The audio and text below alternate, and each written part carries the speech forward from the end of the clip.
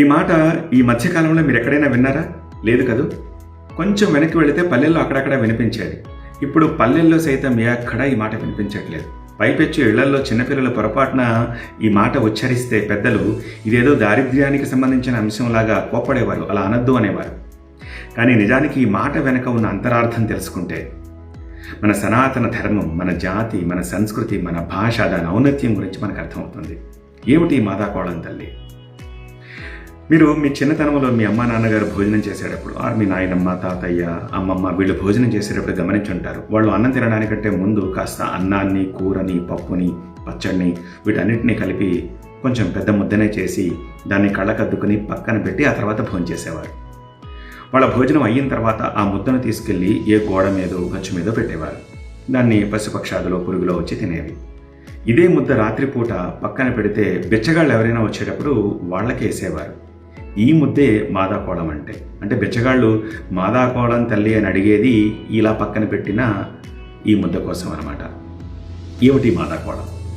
Actually ఇది మాధవ కబళం. మా అంటే లక్ష్మీదేవి, ధవుడు అంటే భర్త, అంటే లక్ష్మీదేవి యొక్క భర్త శ్రీ మహావిష్ణువు. ఆయనకి నైవేద్యంగా మనం పక్కన పెట్టిన ఆ కబళాన్ని, ఉత్త అన్నం కబళం కాదు, అన్నంతో పాటు కూర, పప్పు, పచ్చడి అన్నీ కలుపుతాం కాబట్టి దాన్ని కబళం అంటారు. ఆ కబళాన్ని నాకు వెయ్యి తల్లి, నేను కడుపు నింపుకుంటాను అంటాడు. బిచ్చగాడికి అతిథికి పెట్టినట్టుగా కడుపు నిండా పెట్టరు కదా ఎవరు. అందుకని 10 ఇళ్ల దగ్గరికి వెళ్ళి మాదాకోళం తల్లి అని అతను అడుగుతాడు.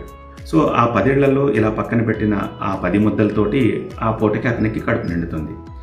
అజ్ఞానులు కాబట్టి మాధవ కబళం అనలేక మాదాకోళం తల్లి ఆర్ మాదాకాలం తల్లి అని చెప్పి పలుకుతూ ఉంటారనమాట. అలా వచ్చింది ఈ మాదాకోళం తల్లి అన్నది.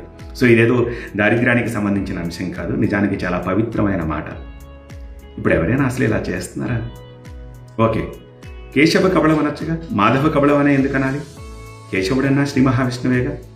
ఎందుకంటే చూడండి ఈ మాట వెనకాల సైన్స్.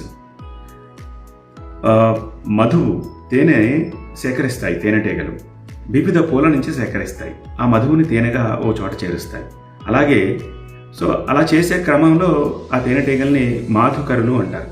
అలాగే బిచ్చగాళ్ళు కూడా 10 ఇళ్లకెళ్ళి సేకరించి ఒక చోట చేర్చి తింటారు కాబట్టి దీన్ని మాధుకర వృత్తి కూడా అని అంటూ ఉంటుంటారు అనమాట. అలా కూడా ఆ మాధుకర కబళం అని చెప్పేసి అని అంటారు, మాధవ కబళం కూడా అంటూ ఉంటారు. అలా వచ్చింది ఈ మాట. ఈ ఇన్ఫర్మేషన్ మీకు నచ్చినట్టయితే please share it, like it and comment it. Thank you.